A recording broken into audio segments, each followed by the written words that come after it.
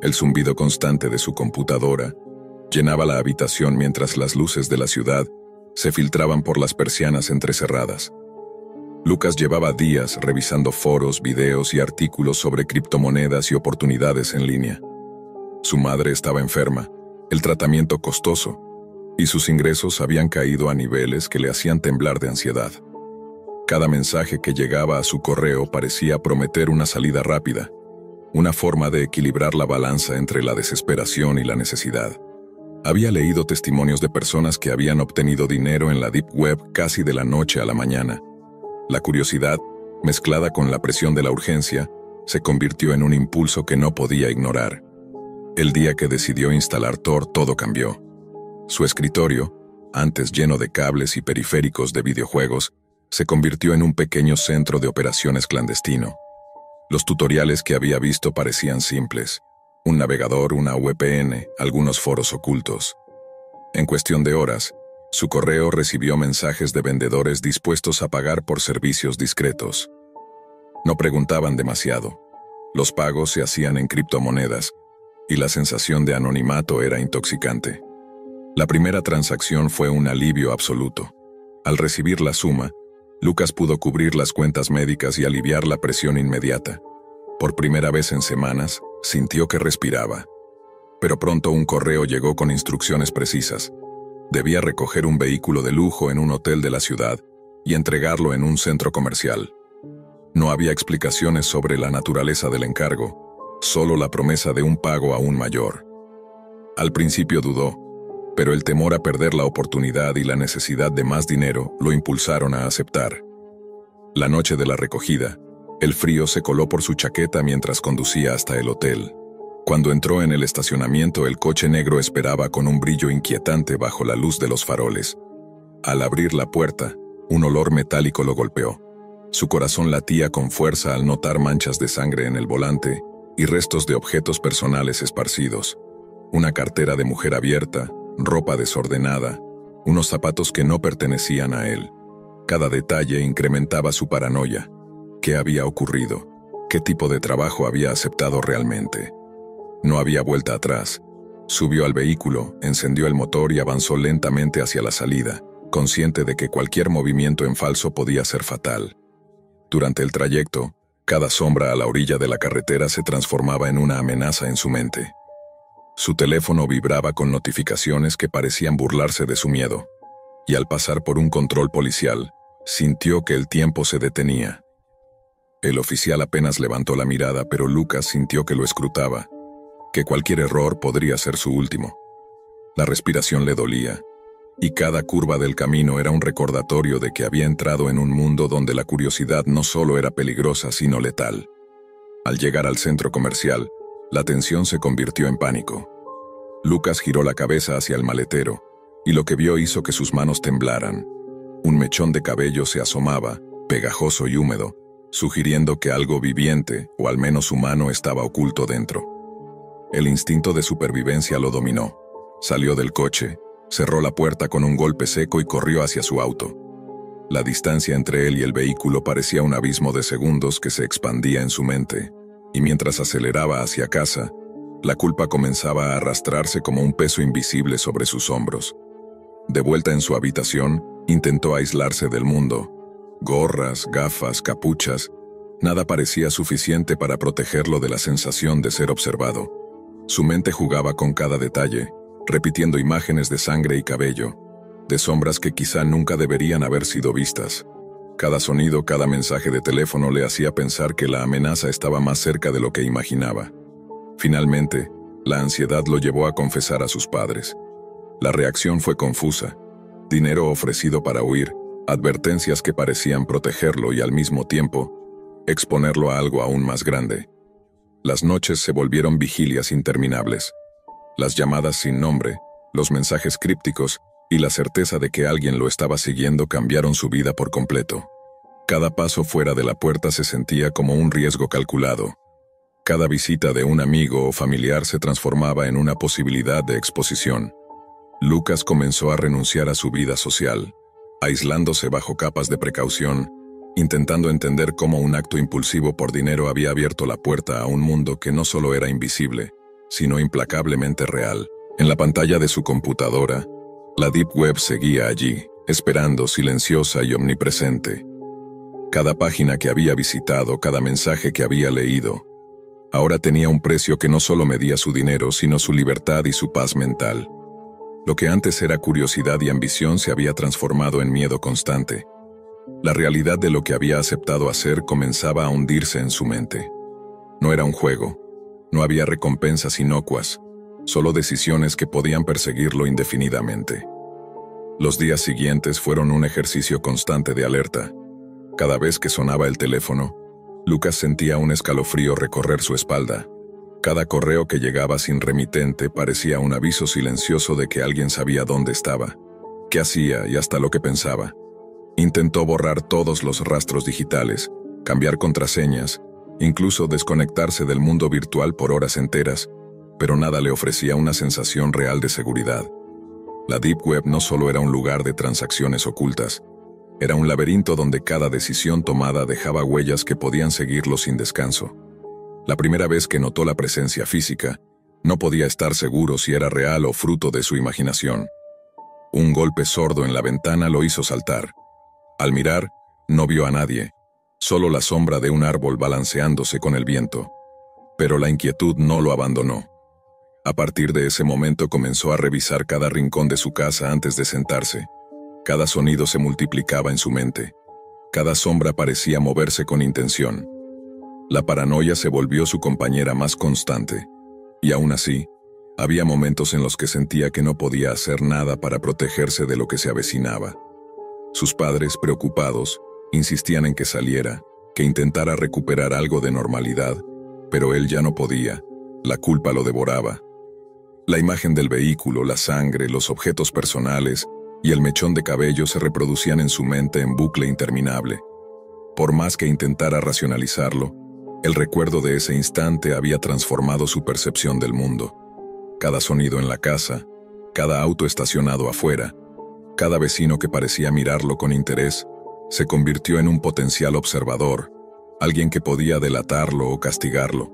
Una noche, mientras intentaba dormir, recibió un mensaje que no provenía de ningún correo conocido ni aplicación de mensajería, solo un número desconocido y un texto que decía: «No te muevas, pronto será tu turno otra vez».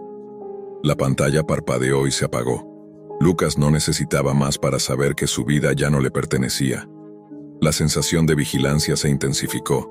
Sentía ojos en cada esquina, manos invisibles que podían tocarlo en cualquier momento. Su casa, antes un refugio, se convirtió en una prisión donde cada habitación era un observatorio y cada puerta una posible amenaza. Con el tiempo, comenzó a adaptarse a esta nueva realidad. Sus días eran rutinarios y cautelosos. Revisaba ventanas, cerraduras, puertas, apagaba luces, desconectaba dispositivos electrónicos, evitaba contacto con el exterior. No había amigos, no había visitas, solo él y su miedo.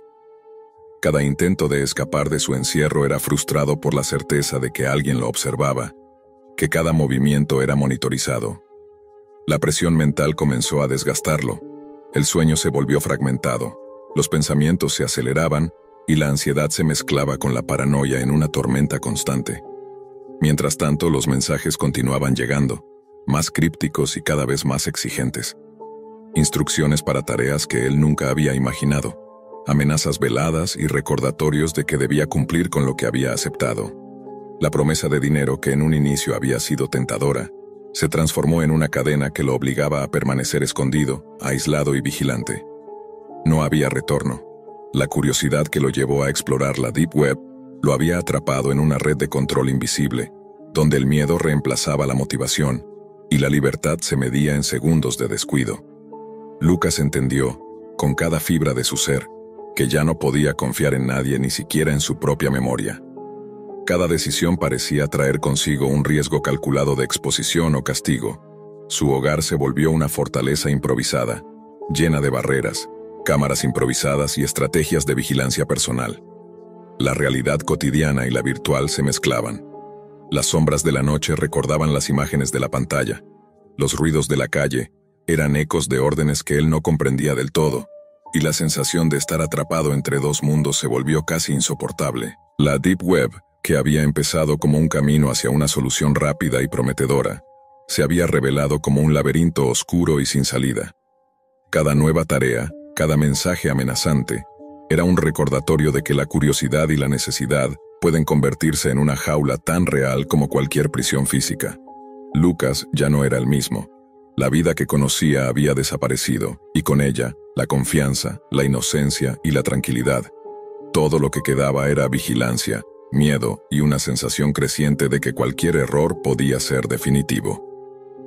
Una noche, el sonido de la cerradura fue distinto.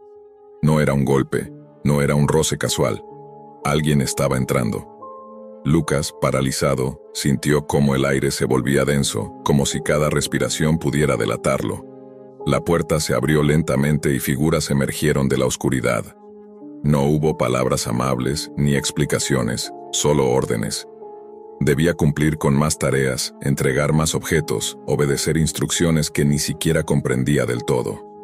Su vida, antes llena de posibilidades y sueños, se había reducido a una sucesión de movimientos calculados para no ser atrapado, para no desaparecer sin dejar rastro. Intentó huir, esconderse, desaparecer de la vista de aquellos que lo vigilaban, pero cada paso parecía dirigido, cada puerta bloqueada por alguien que conocía sus movimientos. La casa, que en algún momento fue un refugio, se convirtió en una prisión de miedo y ansiedad constante. Sus amigos, su familia, su rutina, todo quedó atrás. Lucas se aisló completamente, renunciando a cualquier contacto social, entregado a la vigilancia y al control de fuerzas invisibles que habían transformado su curiosidad en una cadena irrompible. Mientras se sentaba en la penumbra de su habitación, con la computadora apagada y la mente agotada, comprendió la verdad más aterradora. La Deep Web no era un atajo hacia dinero fácil, ni un juego sin consecuencias.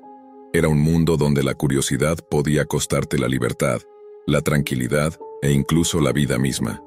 Cada elección que había tomado lo había llevado a un punto de no retorno, y ya nada podía devolverle la inocencia que había perdido. La advertencia era clara, aunque tardía. Algunas puertas, una vez abiertas, no permiten el regreso. Lucas permaneció allí, en silencio, con los ojos fijos en la oscuridad, entendiendo que su vida ya no le pertenecía. La única certeza que le quedaba era que debía sobrevivir, cumplir y mantenerse invisible. La Deep Web había cobrado su precio, y él sería recordatorio de que la curiosidad mezclada con la necesidad puede abrir caminos imposibles de cerrar. Nunca fui de creer en leyendas urbanas ni en esas historias de terror que circulan en foros y videos de YouTube. La Deep Web siempre me pareció un mito exagerado, un lugar que existía solo para asustar a los curiosos. Hasta que la curiosidad venció mi escepticismo. Una tarde lluviosa, después de aburrirme viendo streams de videojuegos y charlas sobre criptomonedas, decidí instalar Tor en mi computadora. Me senté frente a la pantalla, el clic del mouse resonando más fuerte de lo normal, y me sumergí en un mundo que parecía paralelo al que conocía. Foros oscuros, nombres de usuario crípticos, ofertas que sonaban imposibles de rechazar. Al principio todo parecía inofensivo. Algunos usuarios compartían técnicas de hacking, otros discutían sobre criptomonedas y sus inversiones, y unos pocos publicaban cosas que daban escalofríos. Fue en uno de esos rincones cuando encontré algo que llamó mi atención. Una oferta que prometía $10,000 a cambio de información sobre familiares con alto poder adquisitivo. Al leerlo, reí nerviosamente, pensando que era solo otra broma pesada. No puede ser real, me dije. Pero la curiosidad era más fuerte. Esa noche, mientras mi novia Sofía dormía, busqué información de mi tío, un hombre adinerado que vivía en la ciudad vecina, y envié los datos que pedían. La sensación de adrenalina mezclada con incredulidad me acompañó, pero rápidamente lo dejé atrás y volví a mi rutina. Salidas con Sofía, tardes con amigos, videojuegos y risas despreocupadas. Los días siguientes algo empezó a cambiar. Primero fue un pequeño pinchazo de culpa, una sensación que ignoré creyendo que era irracional. Pero la culpa creció, persistente, como un zumbido constante en mi mente. Una noche, confieso lo que hice a un amigo cercano. Su reacción fue inmediata y alarmante. ¿Sabes lo que esto significa? Esto no es un juego, no es una broma. Estás jugando con gente que no tiene reglas. No le di mucho crédito en ese momento. Todavía creía que era improbable que algo saliera mal. Luego llegaron los mensajes.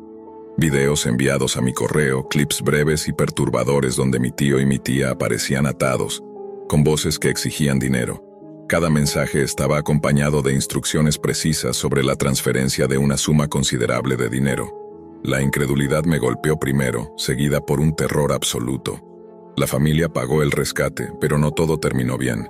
Mi tía no sobrevivió al estrés y a las horas de tensión, y mi tío quedó marcado por la experiencia. Cada escena grabada en mi memoria era un recordatorio constante de mi error. Sofía se enteró. Su mirada cambió, la confianza que alguna vez nos unió se resquebrajó. Intentaba explicarme que no todo podía resolverse con dinero o disculpas, y tenía razón.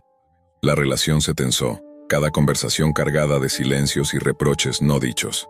Más tarde, un amigo que había explorado estos rincones oscuros me advirtió sobre algo aún más aterrador. Facilitadores como yo, quienes proporcionaban información sin pensar en las consecuencias, muchas veces eran eliminados por quienes no dejaban rastros ni testigos. Esa idea se quedó grabada en mi mente, sumando paranoia a la culpa que ya me consumía. Mientras todo esto ocurría, comencé a investigar y aprender más sobre lo que había abierto esa puerta. Descubrí que la Deep Web y la Dark Web no son lo mismo, aunque muchos los confunden. La Deep Web incluye todo el contenido no indexado por los motores de búsqueda, bases de datos privadas, bibliotecas académicas, correos electrónicos, registros médicos y demás información que no se encuentra con una simple búsqueda en Google. La Dark Web, en cambio, es un espacio dentro de la Deep Web donde la ilegalidad prospera. Tráfico de drogas, armas, información robada, personas y todo tipo de actividades criminales. Comprender la diferencia me hizo darme cuenta de que lo que había hecho no era solo una broma, sino una entrada directa al mundo de criminales que operan en la oscuridad absoluta, sin escrúpulos, sin empatía. Cada noche, antes de dormir, reviso los mensajes antiguos, los videos, los correos electrónicos, intentando entender cómo un acto que parecía trivial pudo desencadenar una cadena de horror que destruyó vidas. Intento explicarme a mí mismo que nunca tuve intención de lastimar a nadie, pero la intención no importa. Lo que hice facilitó un crimen real, y cada consecuencia se siente como un golpe que no puedo esquivar. Mis días ya no son los mismos. La paranoia y la culpa me siguen a todos lados, y los recuerdos de mi tío y mi tía me persiguen sin tregua. Quiero que otros entiendan lo que yo aprendí demasiado tarde. Lo que parece una broma en la pantalla puede convertirse en una tragedia. La oscuridad de la web no perdona, y la línea entre la curiosidad inocente y la complicidad criminal es más delgada de lo que jamás imaginé. Mi historia, contada de manera anónima, es un aviso.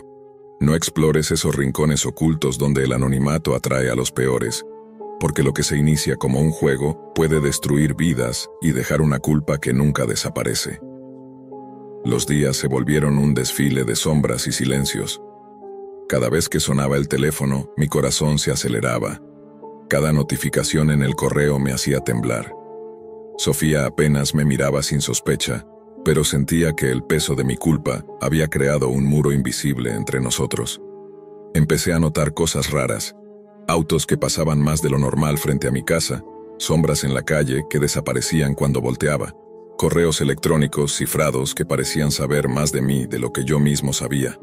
La paranoia se convirtió en rutina, y la rutina en terror constante. Un día, mientras revisaba noticias en línea, me topé con un informe policial que hablaba de un grupo criminal especializado en secuestros de familias adineradas. La descripción era exacta a lo que había sucedido con mi tío y mi tía.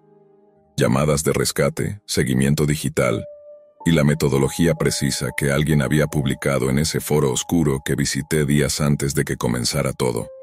La realización me golpeó con fuerza. No solo había facilitado el crimen, sino que había dejado un rastro que podía señalarme como cómplice indirecto. Sentí un vértigo que me hizo tambalearme frente a la pantalla. Intenté borrar cualquier evidencia. Cerré cuentas, eliminé correos, cambié contraseñas, pero algo dentro de mí sabía que no era suficiente. La web oscura no olvida y sus participantes tampoco.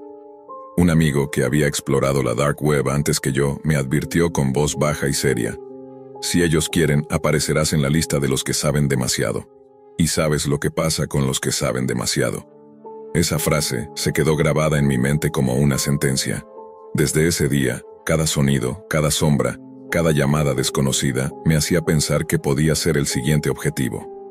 El miedo me aisló. Dejé de salir con amigos, cancelé planes con Sofía y pasaba horas encerrado, revisando cada correo y cada mensaje, buscando cualquier pista, cualquier amenaza que pudiera anticipar un ataque. La culpa, la paranoia y la culpa de nuevo se entrelazaban en un ciclo interminable.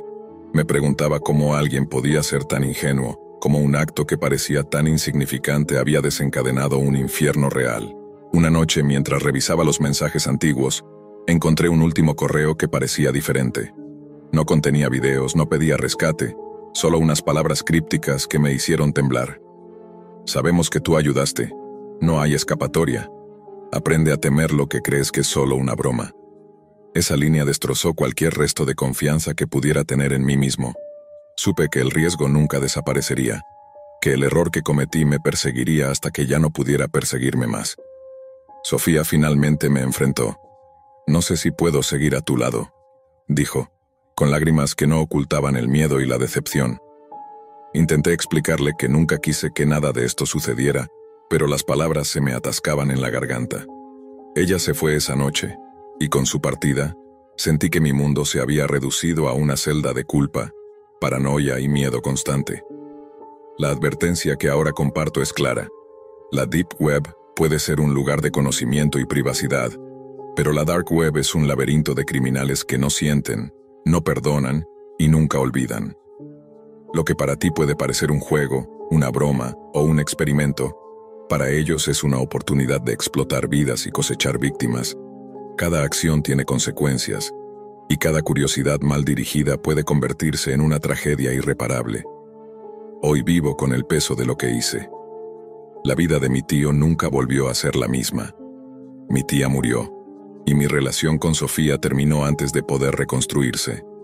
Los amigos que confiaban en mí ahora me miran con precaución, y yo mismo apenas puedo mirarme al espejo. He aprendido demasiado tarde que en la web oscura no hay inocentes, solo participantes que ignoran que su curiosidad puede convertirse en el catalizador de horrores que no podrán borrar.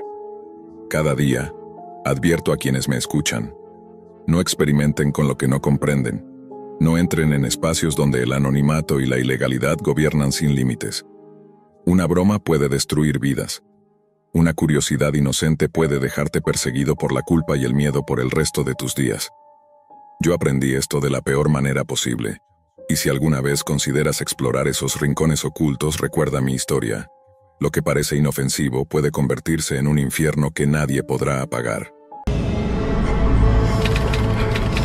La historia comienza con algo que parecía una broma inofensiva. Samuel, un joven de 22 años, pasaba horas navegando en redes sociales y foros extraños. Entre memes, sorteos y promesas de dinero rápido, encontró un anuncio llamativo. Gana hasta $5,000 mostrando que eres sano. Solo necesitamos saber más de ti. El mensaje parecía absurdo, pero la página estaba diseñada con tal cuidado que no parecía improvisada. Había testimonios, reseñas positivas y hasta un supuesto sello de certificación médica. Samuel, ingenuo y necesitado de dinero, no pensó demasiado en lo que hacía. Respondió al cuestionario. Grupo sanguíneo, alergias, antecedentes médicos, operaciones pasadas. Incluso subió una foto sin camisa mostrando su abdomen. A las horas recibió un pago inicial en criptomonedas, lo que lo hizo confiar aún más. Esto es real, pensó, sin saber que había abierto una puerta de la que no habría retorno. Los días siguientes, sin embargo, una sensación extraña comenzó a crecer dentro de él. Cuando salía con amigos, notaba cómo algunos lo miraban diferente, como si supieran algo que él ignoraba. Incluso un compañero de la universidad le preguntó de la nada si estaba donando sangre por fuera, porque había escuchado rumores de que se pagaba bien en la Deep Web. Esa frase quedó clavada en su mente. ¿Cómo podía alguien saber lo que él había hecho desde la privacidad de su habitación? La paranoia lo empujó a hablar. Una tarde se reunió con Andrés, su mejor amigo, en un café del centro. Con voz baja, casi susurrando, Le contó lo que había hecho. Esperaba que Andrés se alarmara, pero en lugar de eso su amigo se rió. Hermano, es solo un scam más de internet. Te sacaron datos y ya. Si te pagaron, considérate con suerte. Olvídalo. Samuel intentó convencerse de que tal vez era cierto, pero en el fondo, algo no encajaba. Esa misma semana fue invitado a una fiesta. Al principio se sintió aliviado. Música, risas, gente bailando, todo lo normal. Pero en algún momento de la noche comenzó a sentirse extraño. No había bebido demasiado y aún así, el mareo lo golpeó con fuerza. Apenas alcanzó a ver rostros borrosos antes de que la oscuridad lo tragara. Despertó horas después en un cuarto blanco, con luces frías que lastimaban sus ojos. El pitido de una máquina lo mantenía en un estado de alerta. Trató de incorporarse, pero un dolor punzante en el costado lo derribó de nuevo contra la cama. Cuando levantó la sábana, vio los vendajes y los moretones que rodeaban su abdomen. Tenía marcas de inyecciones en los brazos, como si hubieran usado su cuerpo para experimentos. Minutos después, un médico entró al cuarto y con un tono neutral le informó lo impensable. Le faltaba un riñón. El mundo de Samuel se quebró en ese instante. Cada recuerdo reciente se mezclaba con la nueva realidad. El anuncio en redes, la entrevista médica disfrazada de cuestionario, el pago inicial en criptomonedas, el mareo repentino en la fiesta. Todo encajaba como piezas de un rompecabezas macabro.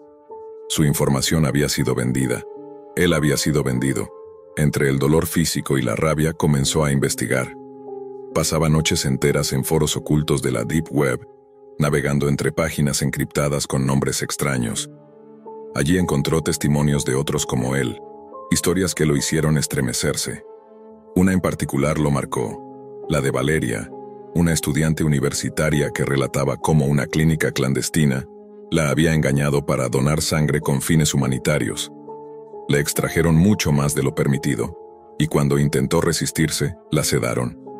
Valeria despertó con heridas en los brazos y cicatrices que la acompañarían de por vida. Su sangre había sido vendida en el mercado negro, y aunque sobrevivió, jamás volvió a dormir tranquila. El relato de Valeria fue el detonante. Samuel decidió contactarla, y para su sorpresa recibió respuesta. Ella le explicó que existía un grupo de víctimas que se organizaba en secreto para compartir pruebas y rastrear a quienes se beneficiaban de su dolor. Con miedo, pero también con la necesidad de justicia, Samuel aceptó unirse. El grupo funcionaba de manera descentralizada. Nadie mostraba su rostro, pero todos compartían pruebas. Capturas de chats, recibos de pagos en criptomonedas, fotografías de clínicas improvisadas, nombres de supuestos médicos y correos electrónicos vinculados a cuentas en la Dark Web. Lo más inquietante fue descubrir que sus datos personales estaban circulando en un mercado donde la vida humana tenía precio. Su grupo sanguíneo, su edad, su estado físico, todo estaba catalogado como si fueran fichas en una subasta. Después de semanas de vigilancia, lograron infiltrar a uno de los miembros en una reunión física organizada por los traficantes. Samuel insistió en asistir, a pesar del riesgo. Una noche, acompañado por Valeria y otros 2 sobrevivientes, se dirigieron a un almacén abandonado en las afueras de la ciudad. Las paredes oxidadas y el silencio del lugar lo hacían sentir como si estuviera entrando en una trampa, pero no había vuelta atrás. Se ocultaron entre las sombras, escuchando las conversaciones que se filtraban desde el interior. Hombres trajeados, con rostros ocultos tras mascarillas quirúrgicas, discutían en voz baja sobre la venta de órganos, transfusiones ilegales e incluso planes para secuestrar a personas jóvenes y saludables en fiestas privadas. Samuel apretó los puños. Cada palabra confirmaba que él había sido apenas una víctima más de una maquinaria enorme y bien organizada. Uno de los traficantes mencionó un envío próximo, algo relacionado con un lote de donantes ya listos. La frase retumbó en la cabeza de Samuel. Esa gente no hablaba de seres humanos, hablaban de mercancía. El corazón de Samuel latía desbocado. Sentía que cada respiración podía delatarlo, que cualquier ruido lo condenaría. Y fue entonces, en ese instante de máxima tensión, cuando una sombra se movió demasiado cerca de su escondite. Una sombra se movió demasiado cerca de su escondite. Samuel contuvo la respiración con el sudor resbalando por su frente. Valeria, a su lado, lo apretó del brazo para que no se levantara. Los pasos resonaron pesados, metálicos, sobre el suelo del almacén. y el aire parecía volverse más denso con cada segundo. El hombre pasó de largo, pero aquello bastó para que Samuel sintiera que su cuerpo temblaba como nunca antes. No era solo miedo, era la certeza de estar escuchando los planes de quienes habían reducido su vida a una cifra en un catálogo clandestino. Desde las sombras podía oír fragmentos de la reunión. El próximo lote está confirmado. Jóvenes de 20 a 30, con buena condición física. Las fichas ya están subidas al servidor. Tenemos compradores en Estambul y Dubái listos para cerrar trato. Samuel cerró los ojos, recordando el cuestionario que había llenado semanas atrás, su foto enviada sin pensar. Se vio a sí mismo reflejado en las palabras de esos hombres. Él había sido un lote. El grupo de víctimas sabía que no podían simplemente irrumpir y gritar. Era necesario grabar pruebas, recopilar todo para que la policía no desestimara el caso. Uno de ellos, Martín, tenía un pequeño dispositivo que transmitía en vivo a un servidor oculto, enviando cada palabra y cada rostro captado. Valeria tomaba notas rápidas en su celular, mientras Samuel luchaba por mantenerse en silencio. De repente una frase rompió el ambiente. Hay que limpiar cabos sueltos. Un par de chicos sobrevivieron, pero no importa. Ya no tienen valor en el mercado. Aunque, si siguen hablando, podríamos darles un susto. Samuel sintió un escalofrío helado que le recorrió la espalda. Estaban hablando de él y de Valeria. Su cuerpo se tensó, y por un segundo creyó que todos podrían escucharlo latir. Valeria bajó la mirada con lágrimas contenidas. Era como escuchar la sentencia de su propia muerte. El grupo decidió retirarse antes de ser descubiertos. El camino de regreso al auto fue eterno, como si cada sombra los persiguiera. Pero lo peor estaba por venir. Ahora tenían la prueba, pero denunciar significaba exponerse. ¿Confiarían en ellos las autoridades? ¿O terminarían siendo silenciados por la misma red? Durante las siguientes semanas, Samuel y Valeria se reunieron en secreto con otros sobrevivientes. Crearon un archivo cifrado con todas las pruebas, grabaciones de las reuniones, testimonios, capturas de foros en la Deep Web, direcciones de clínicas improvisadas. Lo enviaron de forma anónima a periodistas y a una división especial de delitos cibernéticos. La espera fue insoportable, pero finalmente llegó la noticia. Se habían producido arrestos en varias ciudades. El golpe había sido certero, aunque no definitivo. Cuando Samuel vio en la televisión los rostros de algunos de los hombres que había escuchado aquella noche, sintió una mezcla de alivio y rabia. Alivio por haber sobrevivido. Rabia porque sabía que detrás de cada detenido había 10 más que jamás saldrían a la luz. La red era demasiado grande, demasiado profunda, y no se desmantelaba con un solo golpe. Las cicatrices físicas tardaron en sanar. Samuel llevaba una línea marcada en el costado, un recordatorio permanente de lo que le habían arrebatado. Pero las cicatrices emocionales eran aún más profundas. Insomnio, desconfianza hacia todos, la sensación constante de estar vigilado. Cada vez que alguien le preguntaba su grupo sanguíneo o hablaba de donaciones, su cuerpo se tensaba. Valeria tampoco volvió a ser la misma. Aunque se había convertido en una voz fuerte dentro del grupo de víctimas, en privado sufría ataques de pánico cada vez que entraba en un hospital. Ambos sabían que no habría regreso a la normalidad. El grupo de víctimas continuó reuniéndose, ahora con un propósito claro: advertir, educar, mostrar al mundo lo que habían vivido. Empezaron a grabar videos testimoniales anónimos, a publicar en foros y redes, a dar charlas en universidades.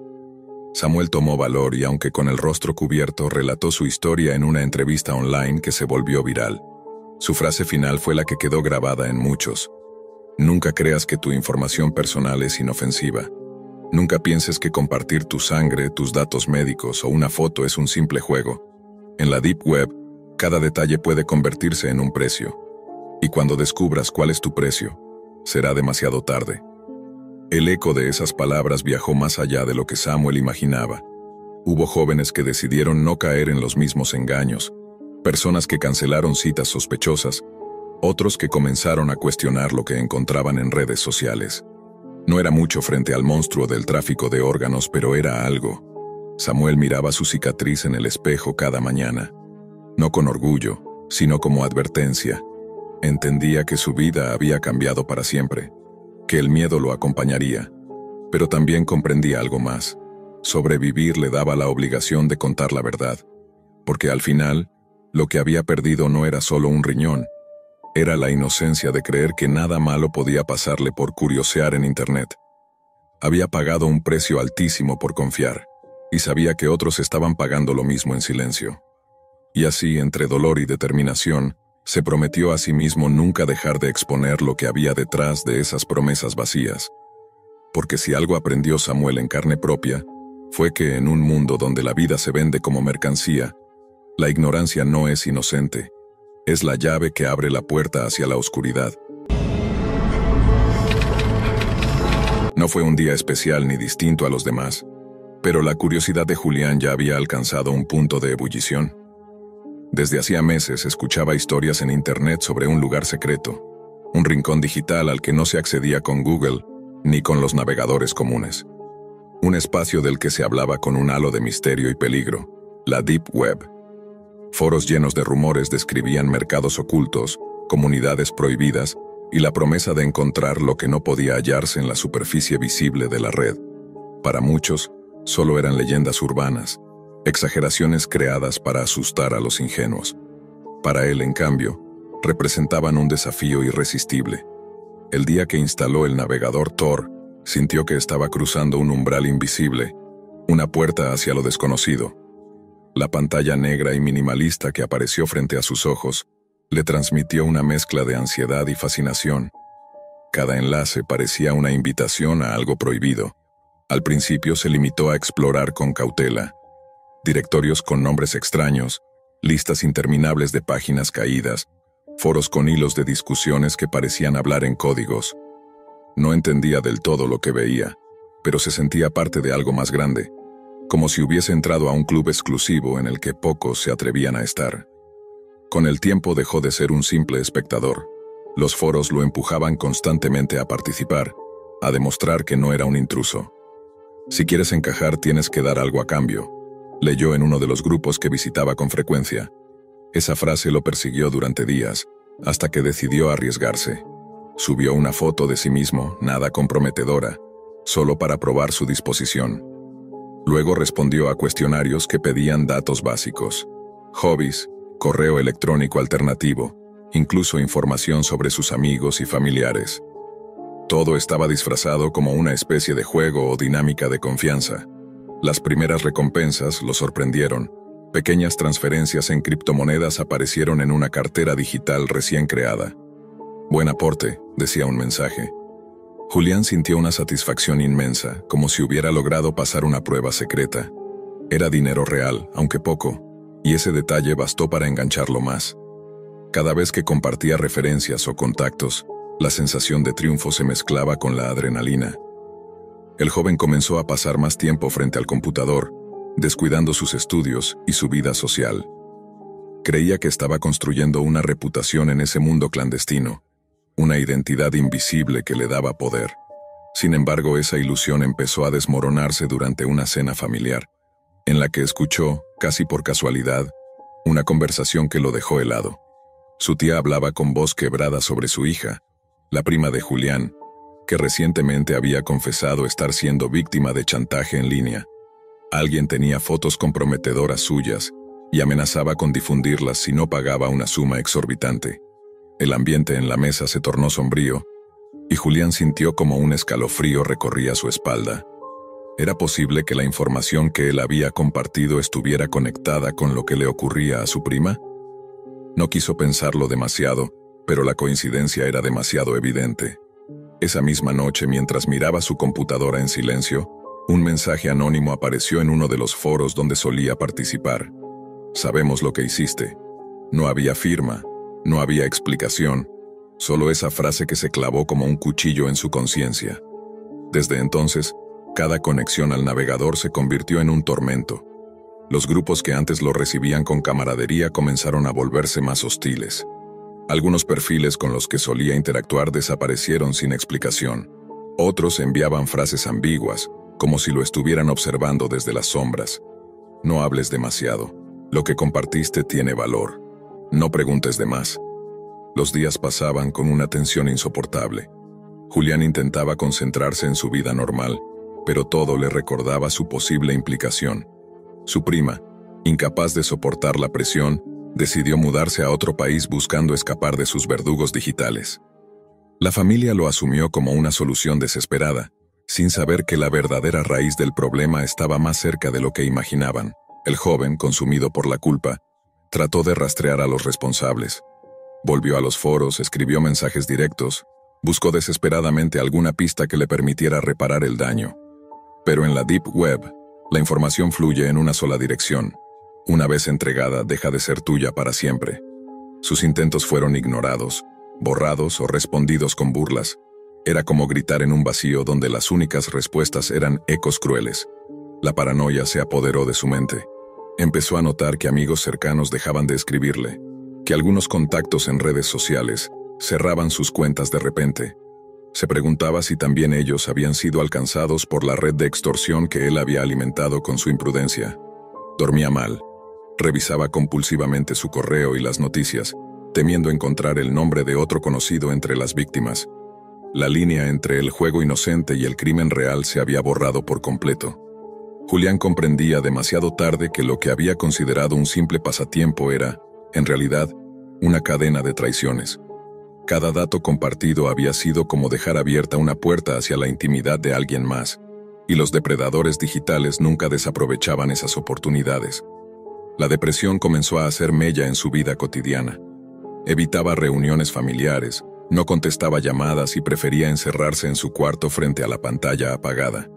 Era como si esa luz negra del navegador aún brillara dentro de su mente, recordándole que la oscuridad digital nunca se olvida de los que se atreven a entrar en ella. En un intento desesperado por encontrar redención, Julián pensó en contar su historia públicamente. Tal vez si compartía lo que había vivido, podría advertir a otros antes de que cometieran el mismo error. Julián se debatía entre el silencio y la confesión. Hablar significaba desnudar su error frente a la familia, aceptar que había sido parte, aunque sin intención, de la tragedia que había marcado a su prima. Callar lo condenaba a cargar con un peso insoportable. Durante semanas vivió en esa dualidad. Encendía su computadora solo para apagarla minutos después, como si temiera que cada clic lo acercara más al abismo. Pero el mundo digital no perdona, y la Deep Web mucho menos. Una madrugada recibió un correo anónimo en su bandeja personal, no en los foros. La historia no termina aquí. O hablas tú, o hablaremos nosotros. El remitente era desconocido, pero el mensaje llevaba adjunta una carpeta comprimida. Dentro, fotos de conversaciones suyas, registros de los datos que había compartido, y capturas de pantalla de transferencias a su billetera de criptomonedas. Era la prueba irrefutable de su participación. Sintió que el suelo se le desmoronaba. Ahora no solo lo atormentaba la culpa, sino la amenaza directa de ser expuesto. Intentó ignorarlo, pensando que quizás era solo otro intento de manipulación. Pero al día siguiente, alguien dejó un sobre bajo la puerta de su casa. Dentro había una impresión de uno de esos correos en papel. Eso significaba que alguien conocía su dirección física. La frontera entre el mundo digital y la vida real había sido atravesada. El miedo se transformó en desesperación. Intentó contactar con algunos de los supuestos amigos que había hecho en los foros, pero no obtuvo respuesta. Cada perfil estaba caído, cada canal cerrado, como si se hubieran evaporado después de usarlo. La red que lo había hecho sentir importante lo había abandonado. Julián comprendió que nunca fue uno de ellos, solo una herramienta temporal, un engranaje en un mecanismo de explotación mucho más grande. En paralelo, la noticia llegó a sus oídos como un martillazo.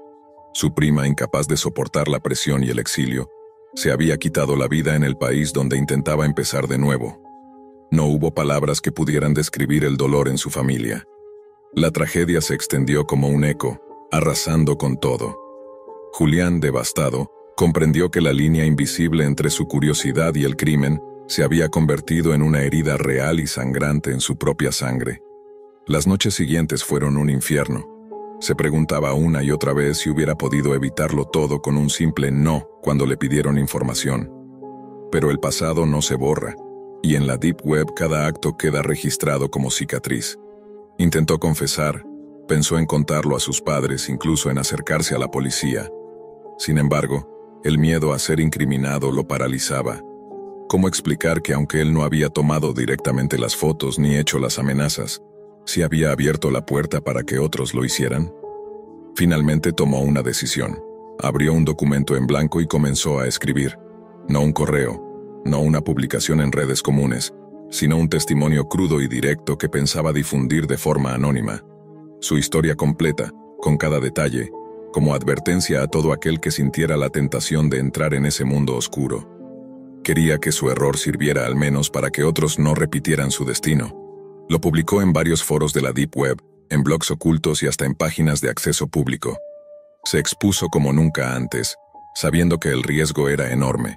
La respuesta no tardó en llegar. Algunos lo insultaron, otros lo llamaron traidor, pero también hubo quienes lo agradecieron en silencio, enviándole mensajes privados asegurando que abandonarían ese camino antes de que fuera tarde. No recuperó la paz de inmediato, pero en ese acto encontró un mínimo consuelo. Había perdido demasiado, y nada traería de vuelta a su prima, pero al menos su voz no se había quedado en la sombra. La enseñanza fue brutal y definitiva. En la Deep Web no existen juegos inocentes. Cada dato tiene valor, y cada decisión abre la posibilidad de que otros sufran consecuencias irreparables. La validación momentánea, las pequeñas recompensas y la falsa sensación de pertenencia terminan costando mucho más de lo que se gana.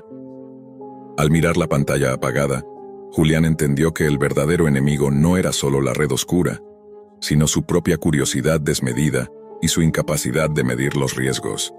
Desde entonces juró no volver a ceder a esa tentación. Su relato quedó flotando en el océano digital como una advertencia. La traición en las sombras digitales no solo destruye al que cae en ella, sino también a los que ama. Era un mediodía cualquiera. La casa estaba en silencio y el sol apenas se colaba entre las cortinas cerradas del cuarto. El niño, apenas 15 años, se movía con esa mezcla de aburrimiento y travesura que lo caracterizaba cuando su hermana mayor no estaba. Él sabía que no debía entrar en su habitación, pero la tentación era demasiado grande. La computadora encendida, con esa pantalla negra donde las ventanas se abrían y cerraban solas como si alguien invisible las estuviera manipulando. Se sentó frente al monitor con los auriculares puestos y lo primero que notó fue que no era un sitio común de Internet. No había colores llamativos ni menús fáciles de entender. Todo estaba envuelto en un fondo oscuro con tipografías verdes y rojas, símbolos extraños y un contador que parpadeaba en la esquina superior. Al principio creyó que era un simple foro, un espacio raro en donde se hablaba de apuestas y criptomonedas. Pero con un clic de más se desplegó lo que parecía un acceso oculto. Una animación de una ruleta metálica que giraba lentamente. La interfaz era engañosa, parecía un videojuego clandestino. El niño, curioso y sin noción de los límites, presionó spin. La ruleta comenzó a girar con un sonido mecánico, un chirrido metálico que le recorrió la espalda. El círculo se detuvo en un número, 47. Automáticamente la pantalla cambió y apareció un perfil detallado de una persona real. Nombre, dirección, una foto tomada al azar en la calle. El niño sintió un nudo en el estómago, pensando que era algún tipo de broma o montaje. Entonces, sin previo aviso, el sitio mostró una transmisión en vivo. Una cámara temblorosa enfocaba a un hombre caminando por una acera. De repente, un disparo seco resonó en los auriculares. La pantalla se sacudió con un destello, y el hombre cayó de rodillas antes de desplomarse, inmóvil. Los gritos de personas alrededor se escucharon distorsionados, como si estuvieran filtrados por un micrófono oculto. Sobre la pantalla, apareció un mensaje en letras brillantes. El jugador gana, 0,012 BTC transferidos. El niño se apartó de la silla con la respiración acelerada. No podía creer lo que había visto. ¿Era un video falso? ¿Una edición para asustar a quienes se atrevían a jugar? ¿O realmente había presenciado un asesinato en directo? La ruleta volvió a girar sola, como si lo incitara a seguir. Contra su propia voluntad, con la adrenalina punzando en su pecho, presionó nuevamente el botón. Cada giro mostraba un destino distinto. Una mujer saliendo de su casa, un hombre subiendo al metro, un joven en bicicleta. Y cada vez, la escena terminaba igual. Disparos, sangre, cuerpos cayendo en la crudeza de lo real. El niño intentaba cerrar los ojos, pero la tensión lo mantenía atrapado. Lo peor era la música triunfante que acompañaba cada muerte. Un tono alegre, casi festivo, que hacía aún más macabra la experiencia. Con el tercer giro, las manos le temblaban. El monitor mostraba cifras que aumentaban en una supuesta billetera digital, vinculada a la cuenta que había abierto sin querer. Todo estaba diseñado para que el jugador sintiera euforia en medio del horror. En ese instante, la puerta del cuarto se abrió con un golpe. Su hermana mayor entró, lanzándole una mirada cargada de enojo. «¿Qué estás haciendo aquí? Te dije que no usaras mi computadora». El niño reaccionó tarde, cerrando las ventanas de golpe, pero alcanzó a escuchar la voz digital del sistema. «Sesión registrada». El eco de esa frase se le quedó grabado en la mente. Su hermana lo regañó, le quitó los auriculares y lo obligó a salir, sin saber realmente lo que él había presenciado. Esa noche no pudo dormir. Cerraba los ojos y veía a los desconocidos cayendo al suelo. Escuchaba el eco metálico de la ruleta girando una y otra vez. Se preguntaba si los pagos eran reales, si acaso en algún rincón de la Deep Web existía un sitio que convertía vidas en apuestas y asesinatos en premios. La paranoia empezó a invadirlo. Cada vez que alguien pasaba por la calle, pensaba en la posibilidad de que estuviera marcado por esa ruleta invisible. Los días siguientes evitó entrar a la habitación de su hermana. El simple sonido de un clic del ratón lo hacía estremecer. Y sin embargo, en lo más profundo, sentía la tentación de regresar, de comprobar si aquello había sido un sueño, o si de verdad había abierto la puerta a un abismo del que no se podía volver. Las pesadillas se volvieron constantes. En ellas no era un desconocido el que aparecía en la pantalla. Era él mismo, caminando distraído por la calle, seguido por una cámara lejana. En el sueño, la ruleta giraba, se detenía en su número y un disparo cerraba todo en negro. Se despertaba sudando, con el corazón golpeando su pecho como un martillo. Lo peor era la duda sobre su hermana. ¿Sabía ella lo que contenía esa computadora? ¿Estaba involucrada en aquel juego macabro? ¿O simplemente había dejado abierta una página por descuido? El niño intentaba buscar respuestas en los gestos cotidianos de ella, pero nada parecía confirmar ni negar sus sospechas. La ruleta seguía girando en su mente, incluso con los ojos abiertos. Y mientras más intentaba olvidar, más fuerte se hacía la atracción hacia ese oscuro rincón de la red profunda donde vidas humanas eran reducidas a un simple número y un clic. Las horas en el colegio se volvieron un martirio. El niño ya no prestaba atención en clase, no porque quisiera, sino porque no podía evitar que su mente regresara al mismo punto: la ruleta. El ruido metálico del giro lo perseguía como un eco en los pasillos, como si las ruedas del destino se estuvieran moviendo en algún lugar, invisibles, esperando detenerse en alguien más. Cada vez que un compañero levantaba la mano o respondía a una pregunta, él los imaginaba en la pantalla, caminando por la calle, con el mismo desenlace brutal que había presenciado. El miedo comenzó a mezclarse con la curiosidad. No podía aceptar la idea de que todo fuera un truco. Necesitaba comprobarlo. Esa tarde, apenas llegó a casa, se encerró en su habitación.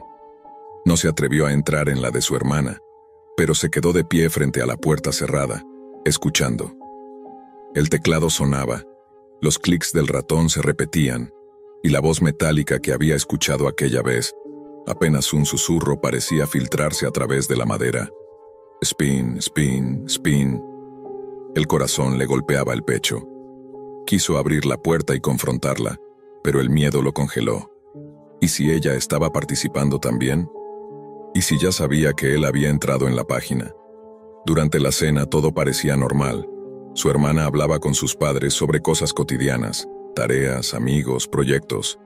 Pero él la observaba como si hubiera cambiado por completo. Cada movimiento suyo era analizado, cada sonrisa, cada palabra. Le parecía imposible que una persona que hubiera tenido acceso a ese juego pudiera seguir comportándose con tanta calma. Esa noche no resistió más. Esperó a que todos durmieran y volvió a colarse en la habitación de su hermana. La computadora estaba apagada, pero el niño sabía cómo encenderla sin hacer ruido. La pantalla tardó en iluminarse, y por un instante pensó que todo habría desaparecido, que la página se había cerrado para siempre. Sin embargo, bastó con revisar el historial oculto para encontrar el mismo enlace. Lo abrió con las manos temblorosas, y ahí estaba de nuevo, la ruleta, esperando, girando lentamente como si lo hubiese estado aguardando todo ese tiempo. El contador mostraba su última sesión registrada, con la misma cantidad en la billetera digital. Era real, no lo había imaginado. La curiosidad venció al miedo. Presionó el botón. La ruleta giró y en la pantalla apareció el perfil de una adolescente de no más de 16 años. El niño sintió un vuelco en el estómago. La transmisión mostró a la chica saliendo de una tienda, cargando una bolsa. El entorno era normal, hasta que una figura encapuchada apareció en el fondo. El disparo fue seco. El cuerpo cayó al suelo, y los gritos de la multitud lo sacudieron hasta la médula.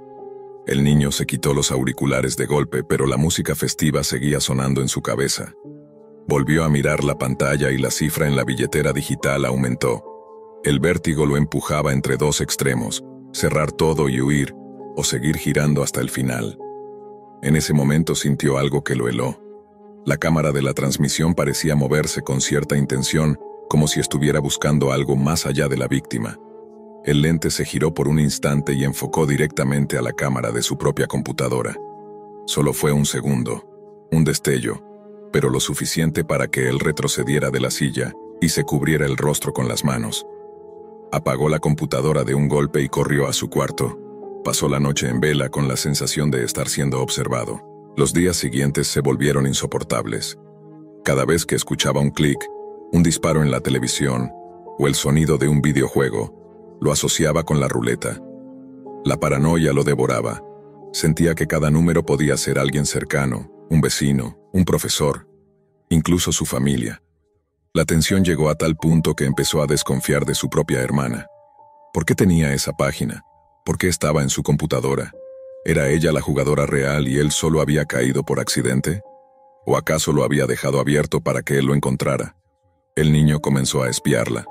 La seguía de lejos cuando iba al colegio. Miraba por la rendija de su puerta en las noches. Revisaba cualquier papel o cuaderno que dejaba sobre el escritorio. Y cuanto más buscaba, más convencido estaba de que había algo oscuro detrás de su vida cotidiana. Una madrugada, no pudo resistir más. Volvió a encender la computadora, decidido a descubrir la verdad. Pero esta vez la ruleta no apareció sola. En lugar de la interfaz habitual, se desplegó un mensaje nuevo con letras rojas que parecían arder en la pantalla. Ha sido seleccionado. Próximo giro en 24 horas. El niño quedó petrificado. El niño se quedó paralizado frente a la pantalla, incapaz de apartar la vista de ese mensaje. Ha sido seleccionado. Próximo giro en 24 horas. No había botón para cerrar, ni opción para retroceder. El sistema lo había marcado como si su curiosidad hubiese cruzado un límite del que ya no había retorno. Apagó la computadora de inmediato, casi arrancando el cable de la pared, y se lanzó en la cama con el corazón desbocado. Las horas siguientes fueron un infierno. La paranoia se convirtió en su sombra. Cada auto que pasaba por la calle lo hacía estremecer. Cada figura encapuchada en las aceras lo obligaba a esconderse. En la escuela, no podía concentrarse. Imaginaba que las miradas de sus compañeros lo seguían como cámaras invisibles.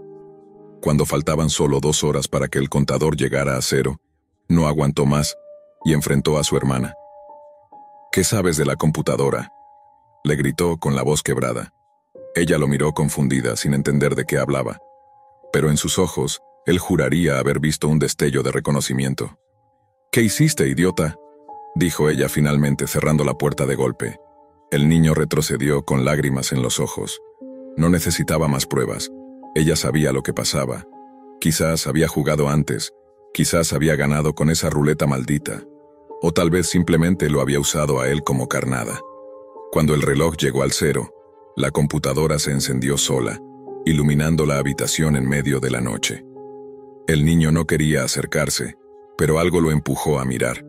La ruleta giraba de nuevo, esta vez con un ritmo frenético, acompañado de un sonido más fuerte, más metálico, como si cada giro fuera un latido. El círculo se detuvo, y el número apareció en rojo brillante. 15. El niño sintió que el aire se le iba del pecho. En la pantalla no apareció ningún desconocido. La cámara esta vez mostraba su propio rostro reflejado a través de la webcam, con los ojos abiertos de terror. El sistema anunció con voz mecánica: objetivo localizado. Ejecución en curso. El niño gritó apartando la computadora, pero la transmisión lo seguía a todas partes. La cámara cambiaba de ángulo como si hubiese varios dispositivos en la casa, mostrando cada rincón, cada pasillo, incluso a su hermana que dormía en su cuarto, ajena al horror. Un sonido metálico se escuchó desde afuera, un motor arrancando en la calle. El niño miró por la ventana y vio una furgoneta oscura estacionada frente a la casa, con las luces apagadas. La puerta lateral se abrió y dos figuras encapuchadas bajaron con una calma escalofriante. Intentó despertar a sus padres, pero las palabras no le salían. La garganta se le cerraba con el miedo. La computadora, mientras tanto, mostraba en grande el mensaje final: recompensa liberada. El resto ocurrió tan rápido que apenas pudo procesarlo. Golpes en la puerta, pasos en la escalera, la certeza de que lo habían convertido en el último giro de esa ruleta maldita. La curiosidad del niño había sido su condena. Al entrar en ese sitio prohibido de la Deep Web, creyó que observaba desde afuera, que era solo un espectador. Pero en la ruleta de la muerte, cada jugador se convierte tarde o temprano en parte del juego. El espectáculo no termina con las víctimas en la pantalla. Tarde o temprano, la ruleta gira hacia quien la hizo rodar.